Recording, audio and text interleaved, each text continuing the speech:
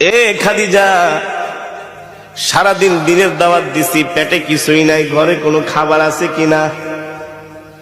আম্মাজান খাদিজা বলে, ওগো প্রিয় স্বামী, আমাদের ওই যে ছোট একটা বকরি আছে, শুধু ওই বকরি থেকে সন্ধ্যাবেলা এক পেয়ালা দুধ দহন করে আপনার জন্য রেখেছি।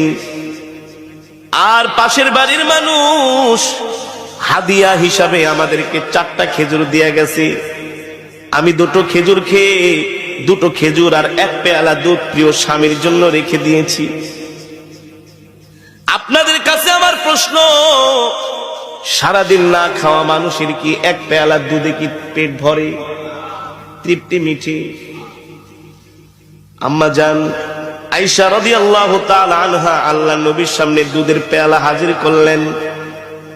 নবীজি অর্ধেকটুকুন দুধ খেয়ে অর্ধেকটুকুন দুধ আম্মা জানকে দিয়ে দিলেন। নবীজি একটা খেজুর খাইলেন, আর একটা খেজুর আম্মা জানকে দিয়ে দিলেন। আম্মা জান বলে, ওগো প্রিয় স্বামী, 2টো খেজুরে আপনি খেয়ে